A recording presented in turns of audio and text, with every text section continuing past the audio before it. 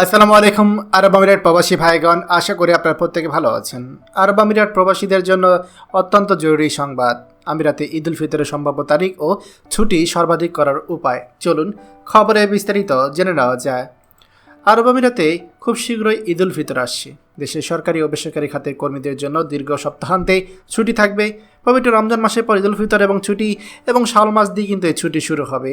আপনার এই ছুটিগুলো রমজানে আপনার রোজার সমাপ্তি এবং সংযুক্ত আরব আমিরাতে আইনে তারা কিন্তু আপনার একটা সুযোগ দিচ্ছে যে আপনারা একটা লম্বা ছুটি পেতে পারেন। সংযুক্ত আরব আমিরাতে 2025 সালে ঈদ উল ফিতর, 2024 সালে মন্ত্রিসভা প্রস্তাব নং 87 রাজ্যের সরকারি ছুটির দিনগুলো নিশ্চিত করে যে সংযুক্ত আরব আমিরাতে 1 সাল থেকে 23 সাল পর্যন্ত সরকারি এবং বেসরকারি খাতের জন্য ছুটি দেওয়া হলো। এর অর্থ হলো চাঁদ দেখার উপর নির্ভর করে চতুর্থ দিনের সম্ভাবনা সহ 3 দিনের ছুটি নিশ্চয়তা। এখানে হিজরি ক্যালেন্ডারের সরকারি তারিখ নিশ্চিত করার জন্য চাঁদ দেখার উপর নির্ভর করে এবং রমজানের শেষে এটি ঘোষণা করা হয়।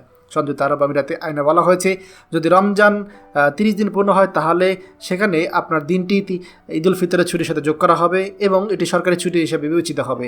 এর অর্থ হবে সংযুক্ত আরব আমিরাত 4 দিনে ঈদ উল ফিতরের ছুটি থাকবে।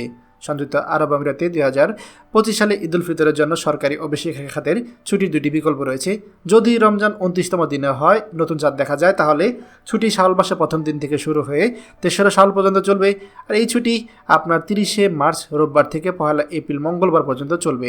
সংযুক্ত আরব আমিরাতে সাধারণ সপ্তাহান্ত বিবেচনা করে এটি হবে 4 দিনের ছুটি যদি চাঁদ দেখা না যায়।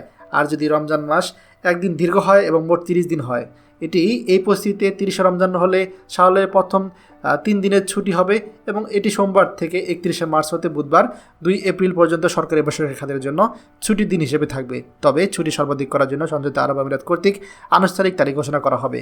তবে ছুটি বৃদ্ধি করার জন্য আগে থেকে আপনাকে কিছু কৌশল মনে রাখতে হবে। যদি ঈদ উল ফিতরে 29শে রমজানের পরে আসে, তাহলে আপনি 4 দিনের সপ্তাহান্তে 9 দিনে আপনার ছুটি বাড়িয়ে মাত্র 3 দিনের বার্ষিক ছুটি দিতে পারবেন। এক্ষেত্রে আপনি মনে রাখবেন যে আগামীতে আপনার যে ছুটিটা রয়েছে সেই ছুটিটা আপনি যদি 3 তারিখ ছুটি নিয়ে নেন, আপনার হচ্ছে 3 এপ্রিল, সেক্ষেত্রে আপনি শুক্র এবং শনিবারের ছুটিটাও কিন্তু পেয়ে যেতে পারেন।